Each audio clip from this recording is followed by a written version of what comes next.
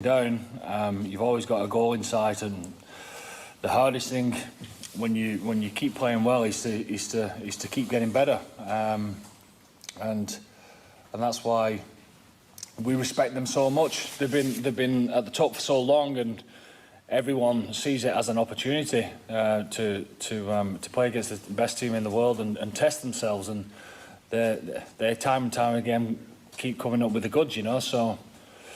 The test for us has been, as you know, what we've been talking about in the last couple of years is consistency of performance, and we've had a few good ones, and we need to back that performance up now with a good one next week. Andy Farrell there in the post-match press conference. Alongside him was Johnny Sexton giving his thoughts. Very proud of 1 to 23. I thought we played some great stuff in the first half. I don't know how we went in 10-5 down at half time. We were brave with some of our calls. In hindsight, maybe, the first penalty, I wanted to take 3, but they just got a sin bin and the pack wanted to have a go. And then they were accumulating penalties, and so we sort of said, well, let's go again, because that'll, another penalty, they get a sin bin, or maybe try. And we weren't clinical in the first half, but then fair play, because this team has worked a hell of a lot on our mental side of the game, and to bounce back and to come again is testament to the management and the leadership group and the players themselves to come back and be clinical in the second half, because previously we would have said, we didn't take our chances, and we would have not given up, of course, but we just would have put the heads down a bit, but we kept pounding away, and we got our rewards. So that was Johnny Sexton, and now just a last clip, the New Zealand head coach, Ian Foster. Ireland play a very high retention game. They like to retain the ball and put your system under pressure, and we saw that again tonight. But there's certainly a desire to play with a little bit more ambition, I think, around that. So it's a little bit wider in how they're playing some of their phase stuff, and I think also on the counter-attack there seems to be a little bit more ambition. So. But don't get me wrong, I thought that was a very, very good performance from Ireland, and probably the best performance I've come up against in my time. I thought they were pretty polished. There we are, that was Ian Foster, very complimentary after the game. So Ireland 29, New Zealand 20. Let's bring in Fiona Hayes and Keith Wood. Fiona, 111 years waiting for the first, now 3 in 5 meetings. Ain't bad. Before someone texts in, I am aware that Ireland did not win the World Cup quarter-final, and that would be more important. Everybody understands this. But I think we can enjoy 3 in 5 years. That's pretty impressive, and it's some turnaround, isn't it? Absolutely. I mean, we have to enjoy those games, and I think everybody in Ireland watching really did enjoy it. We were waiting a long time for those 3 games. A lot of people have talked about it, and people still talk about when it comes to those pressure situations like World Cup. But I just thought the performance yesterday was absolutely outstanding. We talked about Japan the week before. Would we be able to up at another level and take it to the All Blacks? And I think this team certainly did. I mean, making the All Blacks do 231 tackles just shows exactly what type of a clinical performance Ireland had. They really held onto that ball, but they used it, and when they used it was really exciting to watch as well. So for me, it's one of the best games I've ever watched an Ireland team play. And Fiona, of 2016 in Chicago, and then of 2018, that peak, I suppose, of the Joe Schmidt team, and then yesterday to my eye looked like the most dominant Irish performance of the 3 across the 80 minutes. That's exactly it. Dominant, but also we saw a lot of execution by the back line. We got the ball, Ian Foster spoke about it, we got the ball wider, in that it was almost like a chess game, I felt, in that game over in America. Whereas this, we tried things. It wasn't, yes, we were clinical in the contact area. Yes, our pack was really, really dominant. But when that back line got on the ball, it was also really, really exciting. And, Bundy and Ringrose together, I mean, what a shift they put in. They got the ball wide. We had Conway working hard, and obviously we can't not speak about James Lowe, who was absolutely brilliant. As well as his left boot, what he offers you in attack is exciting, and you can see the crowd getting on their feet. And it's a long time since we've gotten our feet with an Ireland attack, I think. And Keith, it was a fairly thrilling start because, as Fiona says, the question mark going into the game was what type of rugby might Ireland play ball in hand? And from the opening 2 or 3 minutes, they must have put together a couple of really brilliant passages, and they were throwing offloads and they were taking chances and they were running great lines, and it was suddenly getting wide, and my God, there's space out wide, and suddenly James Lowe popped up as a playmaker, as a first receiver on the right-hand side, and it was this sense, wow, that, I mean, you're starting with intent. Can you keep it going? And it's a long time since an Irish side kept it going like that. Yeah, look, I was smiling from the off. I thought there was. They didn't look nervous, which is an interesting element when you're looking at a game like this. And I didn't go to the game. I decided to watch it from home with the family and say, let's look at all this thing. I thought it would be tight. I thought we wouldn't get there. And even as the game was going along, I didn't think we'd get there. And I didn't mind because I felt this seemed to be the first time that there's been a change. We played an incredibly natural style. With a lovely structure, but within the structure, the players seemed to be allowed to play. And I love the idea of players cropping up in places where they shouldn't. And I know that's for anybody who's ever watched me play a long time ago. I'd boot the ball when I'd have coaches giving me a bollocking for doing it. But the idea that players will pop up or crop up in places where they don't traditionally come, that's fantastic, because that gives additional width for other players to do it. So for James Lowe to come in often, that was pretty good.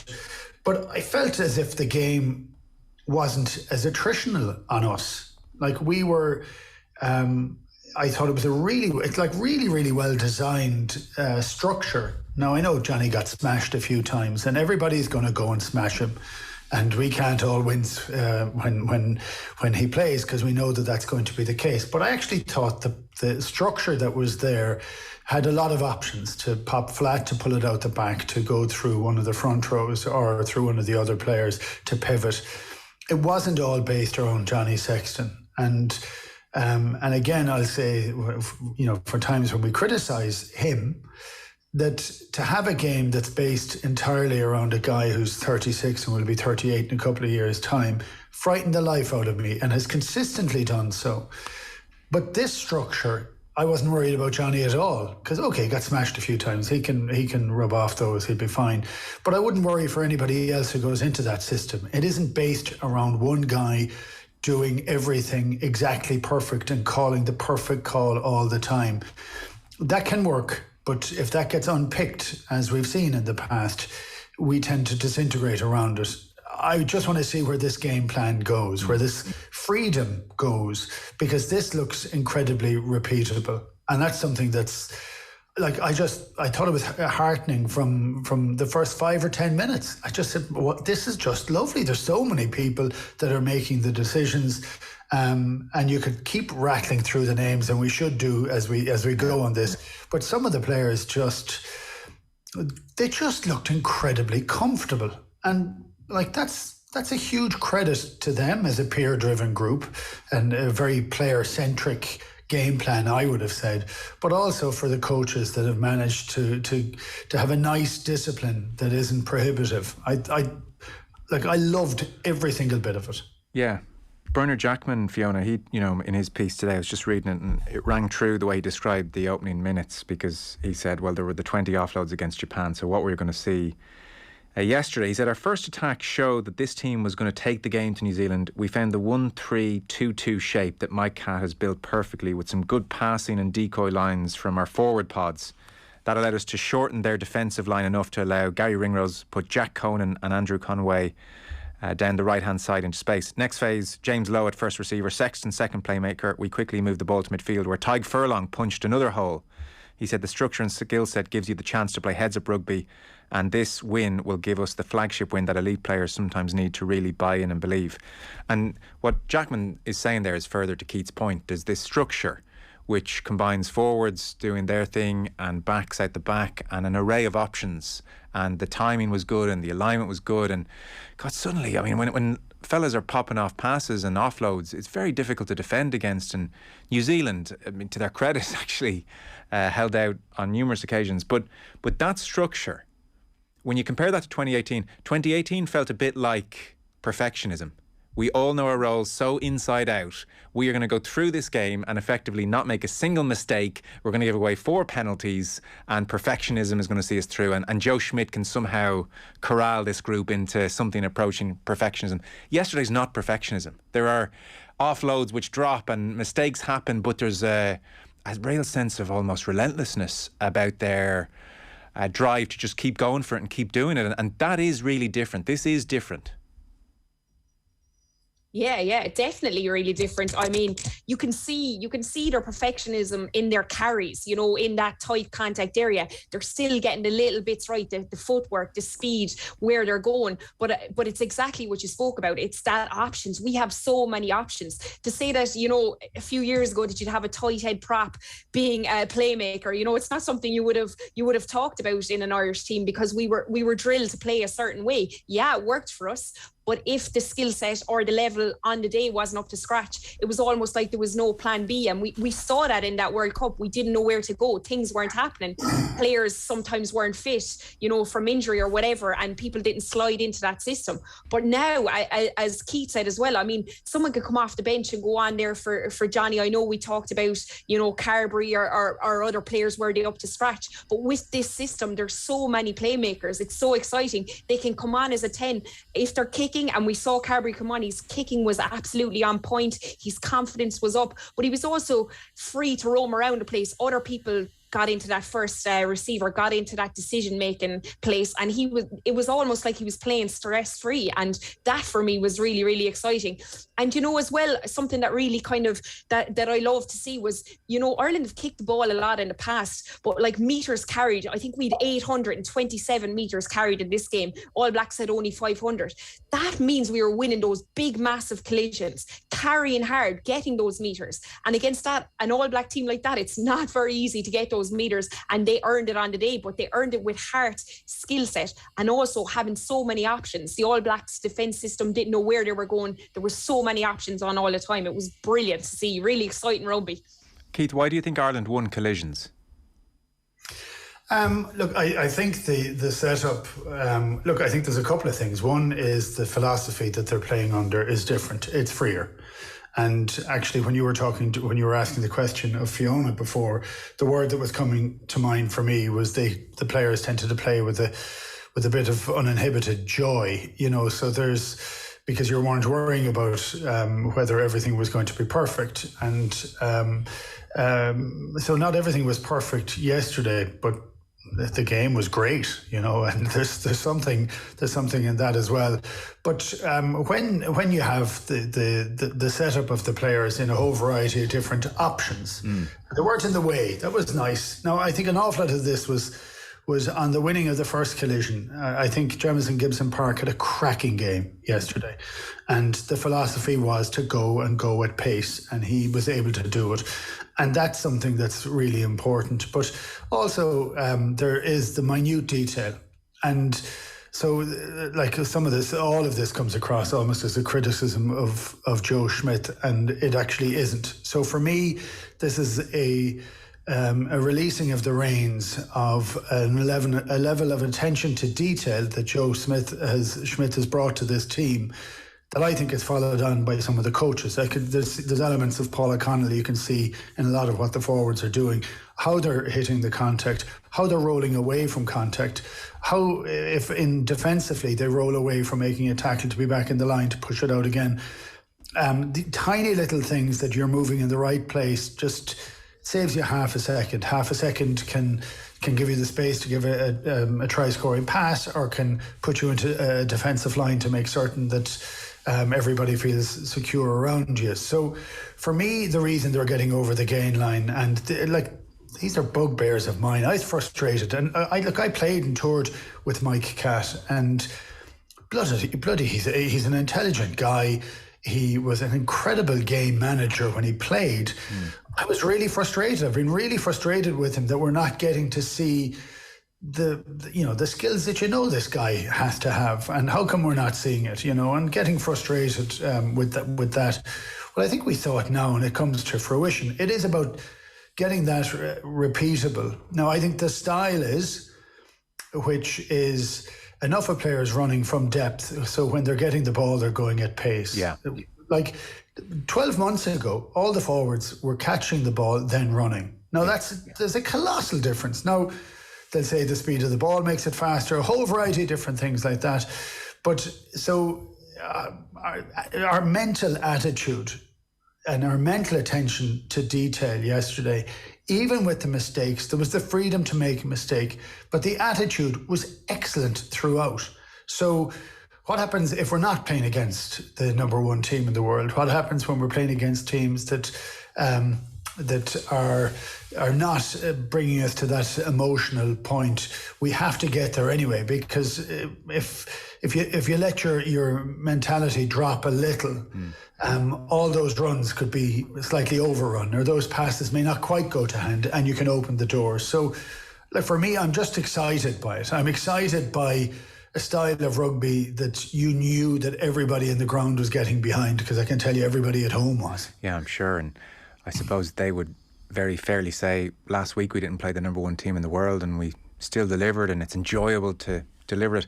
I guess, I mean, one of the... at half-time, Fiona, you came away, I think, just buoyed by the Irish performance for all the reasons we've discussed, and yet 10-5 down, effectively from 2 attacks, 2 moments. I think they'd had Ireland had 70% possession and almost territory to match, and yet 10 points to 5 down at half-time was bizarre. It was one of the most bizarre scorelines I've ever seen. Yeah, that's exactly it. But I suppose that's the thing about the All Blacks, isn't it? They could hit you just on the break when you're least expecting. You've all of possession, small fumble, something goes wrong, and they're straight down the wing, or, you know, they have the ability to do that. So for me, you know, a lot of people were complaining online and different things about maybe not taking those penalties. But I just think it showed their mentality from the outset, that they were prepared to kick down the line. They were prepared to back their pack. They wanted to get tries up. We all know points a lot of the time mightn't beat an All Black team. We worked hard, went in 10-5 down, but by God did they come out in that second half, and they were hungry. So I think at times other teams might have got their heads down, mentality might have dropped, because they've said, geez, we're after putting in a shift there for 40 minutes and coming out on the wrong side of the scoreline. But they came out confident, they came out smiling at halftime, they ran out to the pitch, and you knew from that first kickoff that it was going to be their day. I just felt it. I thought everyone was working hard. There was no feeling sorry for yourself. We've just played up in their half. We've had some stupid knock-ons. It was like, literally, let's get down to business and get this done. And they certainly did that. And I just saw it from the first hit of that second half as well. They were there, they were ready to go, and all eyes were on the prize, and that was a win at home. That crowd certainly lifted them. I could hear it. I also keep watching it at home as well. I didn't get the chance to go up, and the crowd just amazed me. You could see, and that was through the telly, so I only imagine what it was like playing in front of them. It really gave them that extra edge, and it was just brilliant. To jog the memory then, the New Zealand first try, there was the Furlong-Kelleher mix-up that conspired to allow that gap. Their second try was devastating. I mean, the second try was where you kind of puffed out your cheeks and said, my God, look what they can do when they're in the mood. The Irish tries, Keith, first one to James Lowe, where, I mean, it wasn't just pick it up and keep going and keep going. They went wide. The Caelan Doris try, it was described by Peter O'Reilly in the Sunday Times as Jamie Heaslip-esque, that 09 try against France. It did have shades of that. And then the Kelleher try, in fairness, it was outrageous rugby to get from halfway up to inside the 22, and then it was driving over from close range. So thoughts on the tries, maybe the Irish ones in particular there? Well, thoughts on the tries for me are emotional thoughts on them, because I haven't watched it back again. I got stuck into the midst of it and loving what they were. I loved James Lowe's try for, yes, it was spread wide. Yes, there was good hands. Yes, there was good play. His ability to score is phenomenal. And he didn't make any... It was a very unusual dive for the try. You know, it was one you don't see very often. He kind of dived low, almost, and short. It was unusual, but it was to get the ball down in play. It was perfect. It was phenomenal. Doris's try for me, I just thought he played incredibly well all the time. And look, you want players to make a decision for exactly what's in front of them. That wasn't a called play. There was a gap in a movement. So the movement that was there between Furlong and Kelleher and that try, which I think Furlong was caught ball watching. He looked in, Kelleher moved up and out of the line. There were a total disconnect between them, and that's a guarantee to run through. That happened in the all-back line, and Doris just pounced on it. Lovely step, early step. Forever trying to tell young people, you don't want to make your step just before someone tackles you. Like 5 yards further back, if you're going at pace, it means you'll break that attempted tackle. So that was excellent. And Kelleher, and I want a special mention for Kelleher. I think you need, for Ireland to be able to progress more than they have done, and Ireland have had some incredible victories over the last period of time, but to be at the top table, which is to be at the top table at Six Nations times and World Cup times, we need players that can rise their game and do extraordinary things, not just on their core skills. They have to do their core skills, but it isn't just that. 3 or 4 times in the game, I felt as if the whole impetus of the game changed on the back of Ronan Kelleher's carrying or tackling or general nuisance value. He was totally stuck in. For me, it was a coming of age of a player. He's played a few caps. He had a chance to go on the lines. He got to see the possibility for him. And for me, it looks like he's grasped it. So I thought he was phenomenal. And it was said in advance that Herring was on the bench as almost insurance policy should Kelleher's darts go awry. They didn't.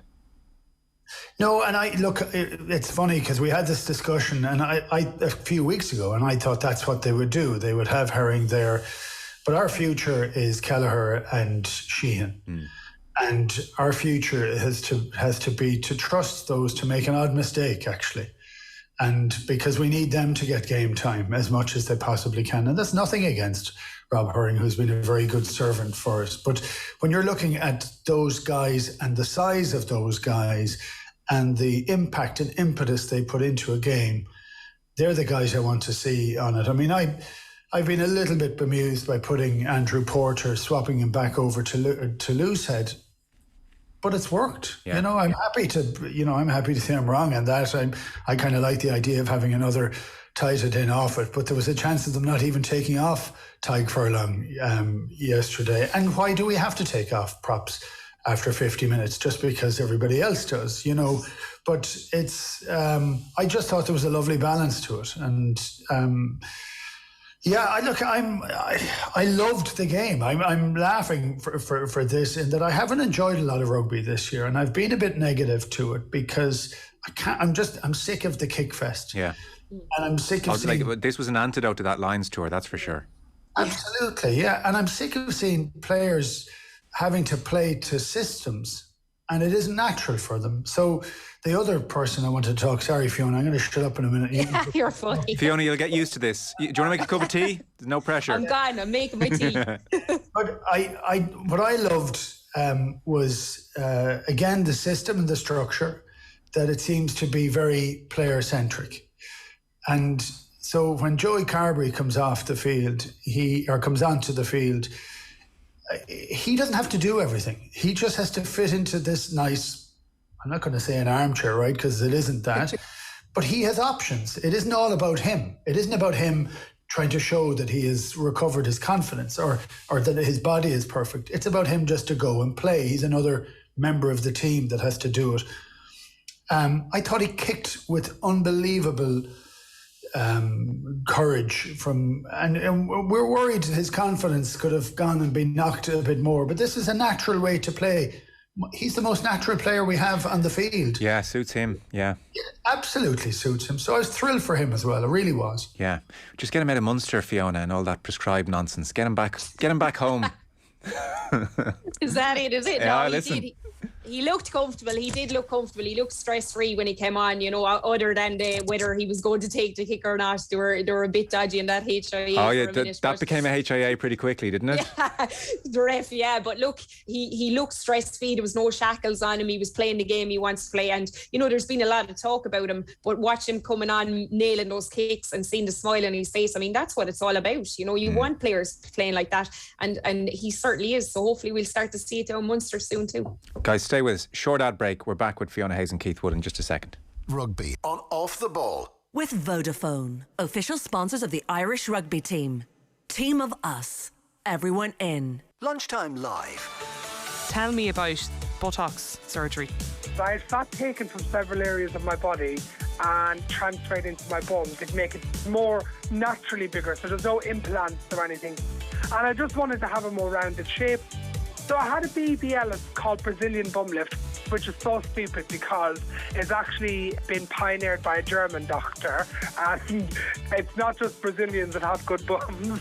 Lunchtime Live with Andrea Gilligan. Brought to you by Avant Money. Weekdays at midday on News Talk. No matter how busy we are, how can we make the most of our lives each day? By spending quality time together or spending time giving back? However you spend each day with Debit MasterCard, spend it doing what matters most to you. Because a life well spent is truly priceless. Learn more at mastercard.ie. It's been a mad year, but every year deserves a Christmas. And at Dunnes Stores, we know Santa is still on his way. So break out Mum's signature stuffing recipe. Get some turkey carving tips from Dad. And deck the whole family out in matching festive PJs. Yes, the whole family. This year needs Christmas like never before. Make it magical with Dunnes Stores. Dunnes Stores. Make Christmas for everyone. Visit dunnesstores.com. Black Tag Sale now on at Curry's PC World with amazing savings like save a massive €500 on the LG American style fridge freezer with water dispenser, now only $999. Save €470 on the Sony 65-inch smart 4K Ultra HD TV, now just $1,679. And save €80 on the HP 15.6-inch laptop with AMD Ryzen 3 processor, now $449. Get in store or online at currys.ie. Did you know the Personal Injuries Assessment Board is Ireland's state body for assessing personal injury claims? We are fair and independent and use the exact same guidelines as the courts to calculate compensation. But our process is nearly 2 years faster on average. Our costs are low too, an average of 20 times lower than the cost of litigation. The Personal Injuries Assessment Board. Similar compensation, faster resolution, fairer for all. Visit piab.ie for more information. ArtSource, Ireland's most exciting art event of the year, returns to the RDS this Friday, Saturday and Sunday, showcasing everything from the best of Irish art to iconic collections of Banksy's, Warhol's, Roy Lichtenstein, Keith Haring and Damien Hirst. So if you love art, go right to the source. ArtSource, RDS, this Friday, Saturday and Sunday. Visit artsource.ie for details. The Christmas countdown has begun. We're wrapping presents, ordering turkeys and planning the perfect way to travel this Christmas. With Stena Line, sail safely and in style with all the luggage you need and the prezzies piled high. Whether it's catching up with friends or a family reunion, get away to Britain from only €119 one way for a car and driver. Or upgrade to Flexi for only €18 more, so if plans change, your ticket can too. Don't miss the moments that make Christmas. Book now at stenaline.ie. At Peugeot, we're known for our exciting range of award-winning cars and SUVs. Now we've created a range that's electrifying. The fully electric E208, striking and distinctive. The fully electric E2008 compact SUV, smooth and spacious. And the 3008 plug-in hybrid, combining advanced electric and petrol engine technology. To book a test drive at your nearest Peugeot dealer, visit peugeot.ie. Remember how good it felt as an older adult pre-COVID, going to your local leisure centre or gym, exercising or meeting up with friends. As we slowly return to normal, it's important for us older adults to make regular exercise a part of our routines again for the physical and mental health benefits it brings. Discover what your local leisure centre or gym has to offer and explore our older adult exercise project funded by Sport Ireland. Visit irelandactive.ie. A beautiful bouquet of flowers. It can say more than words ever could. To celebrate, congratulate, or just let someone know you're thinking of them. Flowers.ie know every bouquet is special, so every order they receive is hand-picked, arranged with care, and delivered with love across Ireland. They even send a video before it's delivered so you know it's just right. Say it with flowers at www.flowers.ie. Rated 5 stars on Trustpilot. That sound, that ba-bump, that's life happening right now. One beat after the next. What's next is what Leia Healthcare do. giving you access to more hospitals, consultants, and urgent care clinics so you never miss a beat. We're always evolving, never still, making you better before you're even ill. It's healthcare on your terms, always one beat ahead. And that's how Leia Healthcare are looking after you, always.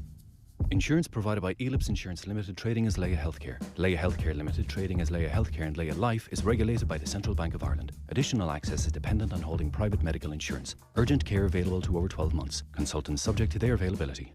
Grant has been providing reliable, efficient and affordable home heating technology for over 40 years. From the award-winning Grant Vortex condensing oil boiler to the highly efficient Arona heat pump, you can trust Grant to heat your home.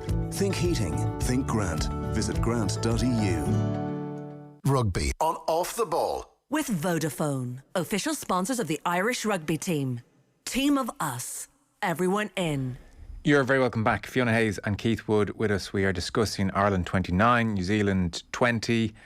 53106 for any texts, and I'll get them to the guys as we chat for the next 20 minutes or so. So, James Lowe, Fiona, can we just pick up on him?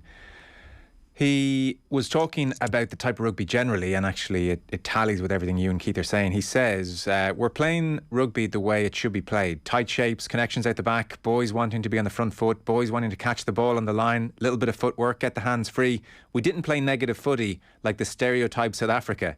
They're not playing the game the way it should be played when they win. We've got our own identity and it's great. I'm sure that'll be noted in South Africa. Yeah. But he also was asked about the tackle on Rico Ioane, which allowed Peter O'Mahony to go in and make the steal, and he celebrated like it was a try. He said, mate, it was huge.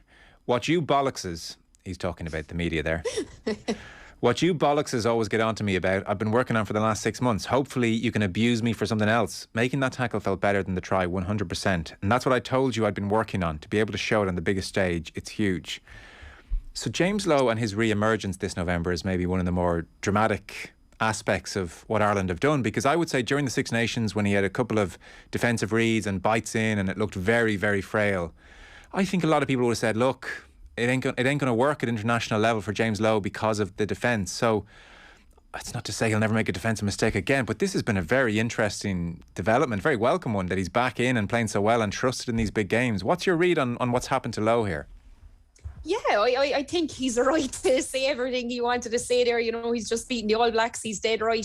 For me, I think Farrell spoke about it without actually saying it as well. I think he went away and he worked really hard and maybe lost a bit of weight. He toned up a little bit, I think. And, and he got his confidence back. I suppose when you're dropped, you either sink or swim. You either put the head down or you go away and work hard. And for me, he worked really, really hard.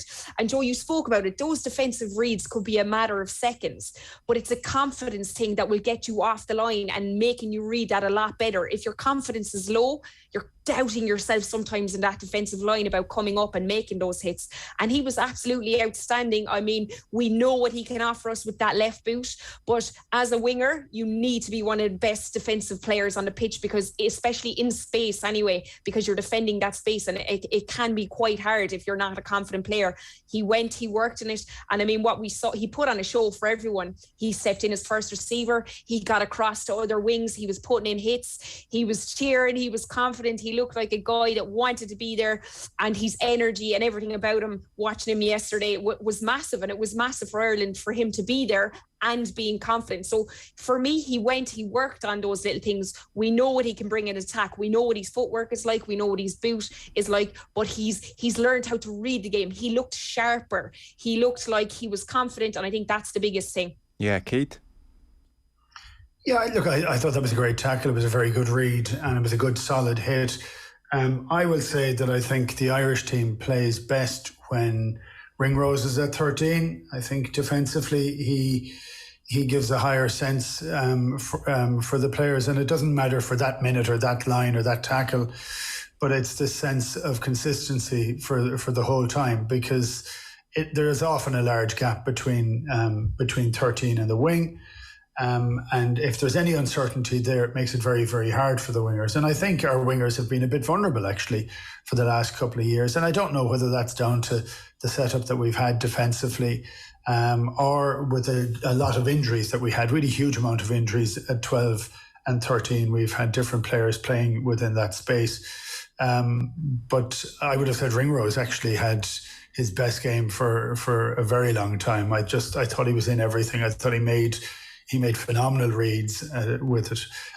For Lowe, with the ball in hand, we always thought he was magic. And defensively, we were all a little bit wary. So I think that's a fair comment on that. And if somebody's been criticised for something that they're not doing well, you're dead right, they're going to go off and work. Otherwise, they're pretty stupid. So he has done so. And but that doesn't solve everything for him. So, and I'd say this always for guys, you don't just you solve it once and think that's it, done and done. So it has to be repeatable all the time. So he'll make mistakes and he'll make other great reads, and that's fine. That's the part and parcel of what an international rugby player is. And actually, once you put on an international jersey, you are open up to a higher level of scrutiny. So those things that you get away with when you play provincial rugby, you don't really get away with when you play international. He's bolshy though, and in fairness to him, he came out fighting, which is great. That's what do we want? What do we want of our players? That we want them to try and get better all the time. And the most heartening thing to hear after the game, is one of the few things I read after the game, was both Farrell and Sexton said, we made loads of mistakes and we have an awful lot to improve on here. And I think that's right, but not to let perfect be the ruination of that joy or that play. I think they can get better, but I don't want them to get so good that they're worried about the amount of balls that go on the ground rather than the balls that go in the hand. So, I go back to the first thing I said. For me, that was a joy to watch. I'm not saying we're world beaters, and I know that there's already views that we're up to number 3 in the world now, and it doesn't mean a damn. It doesn't mean anything at all. And what it means is that, okay, we're making the right progression, and we weren't seeing it, and we are seeing it now. Look, it's very easy to write off the performance of last week because Japan were abject, and they were. They didn't try to play with the ball in hand at all until about 20 minutes to go. But this is against the best team in the world.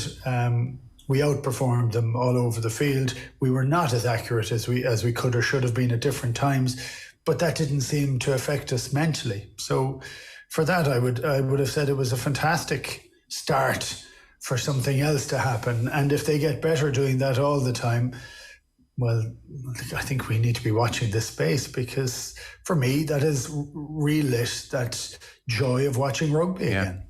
No, this is a different team with the ball in hand, and it's very exciting. Like, you would always back them defensively to get to a certain standard, but they just haven't played with the ball in hand like this.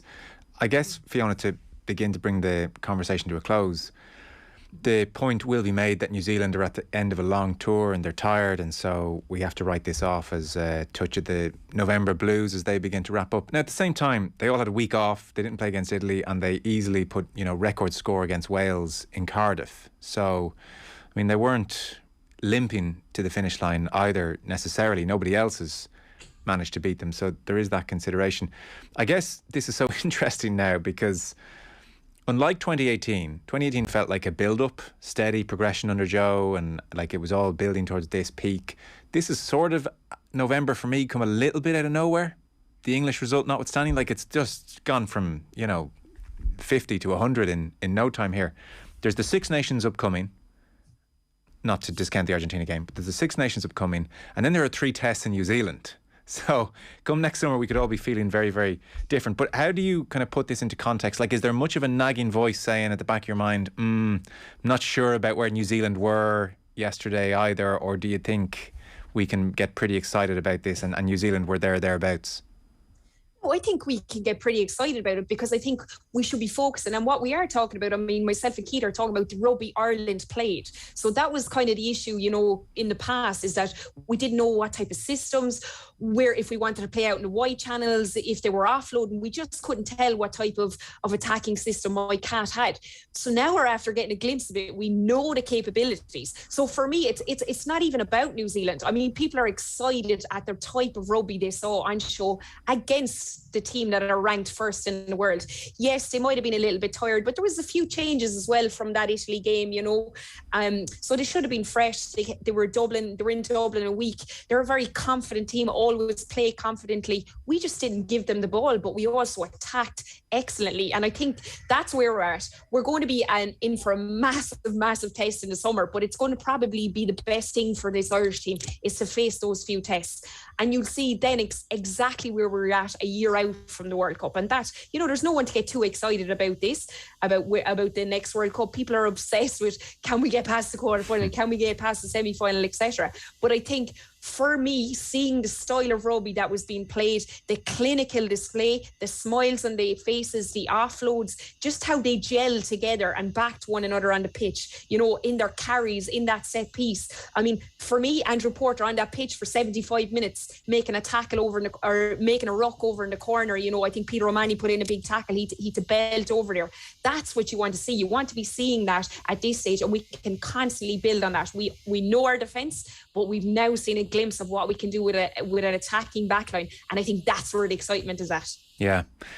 Keith, Keenan, Conway, Ringrose, Bundyaki, James Lowe, Sexton, Gibson Park, that front row of Porter, Kelleher, Furlong, Henderson and Ryan with Tyke Byrne off the bench, the back row of Doris, Van der Fleer, Jack Conan and Peter O'Mahony obviously came off the bench. Was there anyone there that you wanted to mention that we didn't get round to as a final one?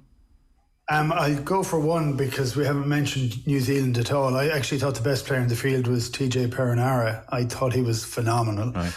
And at a time when a lot of his forwards were being shunted backwards, he was the one making the big hits on the forwards coming out of the line.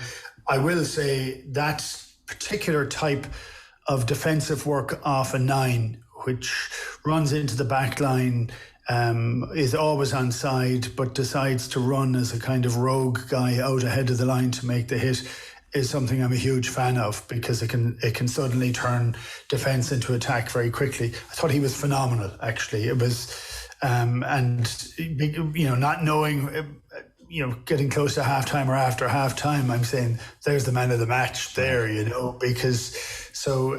But no, I thought it was an incredibly good team effort. Yeah. I thought Keenan at full back. It just he seems to be in the right place at the right time all the time, and he seems to be incredibly calm. So I like that. I like a 15 there's no histrionics, and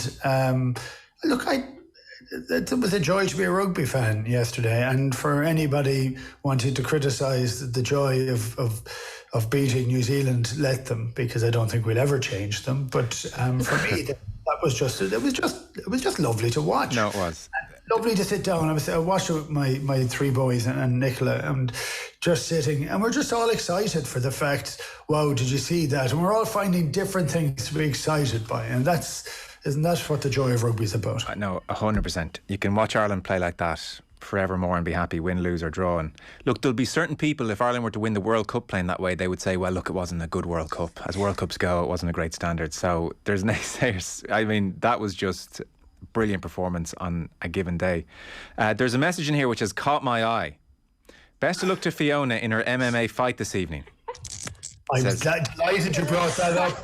I was going to try trigger that before the end of this call. Well, now I'm listening. I'm on in an hour. Yes, I've the plaits in. You can't see me. I've done a Wimp to Warrior. I've trained for every day for 20 weeks, and I'm doing an MMA fight in an hour. Oh my God! I'm in the gym on the headphones. Oh, are you? Where can we watch this? Where can we watch this? There's actually a live stream on my Instagram account. It's FiHays30 if anyone wants to watch it. Fiona, we want to watch it. I'm actually on at 4:30, so I'm on in 40 minutes. Oh God, so, right. Yeah. Fair play to you. Well, actually, just to get you a little bit angry then. Okay. Can I ask you about the week that's been in women's rugby as we wrap this up? We've had 6-7 minutes, which isn't enough time to pull all of this apart properly. But Anthony Eddy's interview, people in the main, certainly former players and Cliona Maloney initially very much to the fore, saying they didn't like it. Slurry spreading was Cliona's phrase, and blaming the players and not enough accountability was the general refrain. Yeah. So it seems like relations there are pretty Toxic and the team and the RFU are poles apart at the moment. Like, where are we? This seems awful. What is the big charge against the RFU and Anthony Eddy, do you feel? And where were you this week on the whole thing? Yeah, look, I mean, I suppose I was as shocked as anyone to see Cliona come out with that, but I was very respectful, and I applauded her, because obviously it's something I've heard has been building up in players and in ex-players, especially. You know, we've talked about stuff over the last year and stuff. So for her to come out and say it was massive for her. I think there just needs to be, they need to sit down, they need to have a look at, I know there was issues, I suppose, around in how he voiced what he was saying. Players felt like the blame was on them. They'll certainly take their own share of the responsibility. They know they didn't play well, and they have put their hand up and said that. But if you're you know, who's above you, your coach, your director, Rugby, if they're not looking out for you as a team, I suppose that's when things kind of get a bit scary, I suppose, for the team that he came out and said that against them. They put in a performance against the USA. Definitely wasn't pretty, but by God, did they bind together and put in a great defensive performance. So I think they need to go back to the drawing board. They have to get through Japan next week, have a look at what the main issues with the team are, and hopefully sort it out, because I know there was a lot of talk afterwards that maybe Cliona was even rang and asked not to publicly speak. But Adam Griggs has come out and backed her as well on that, saying, look, everyone has a right to voice their opinion. And her coach and staff, and certainly her teammates, came out eventually and backed her. So it just needs to go and look and see exactly what can be done to change, because there definitely needs to be some sort of change there. Yeah. And to what extent is the big issue this spreading of the 15s and the 7s talent? Or what is the thing the RFU could fix overnight? Yeah, it's that. For me, I think a lot of the issues are maybe around, I could be wrong, but maybe players being up at camp, not playing games of 15, be it the 7s or even some of the 15 players. They're not released. There isn't enough game time for them. Okay. Yeah, they're training hard in camps. It's trying to get that integration with the AIL. I know some of the girls are over in England, but it's getting them playing games. They're coming in. Everyone's on a level 11 playing field. You have the 7s have played 15 games of 15. I suppose there was players coming in there that haven't had the chance to play games, and the opportunities have been there. So it's the RFU speaking to the clubs, everyone on the same playing field, thinking about it, how they're getting on, because they definitely have the resources. They do look after them in camps. They are looked after gym-wise, everything like that, 100%. They just need to look at maybe outside and how to develop the game outside of that squad. Okay. We'll come back to it. We're going to let you go and punch the head off someone now for charity. I'm nervous. You're after taking the nerves off me for 40 minutes anyway, so I owe you one for that.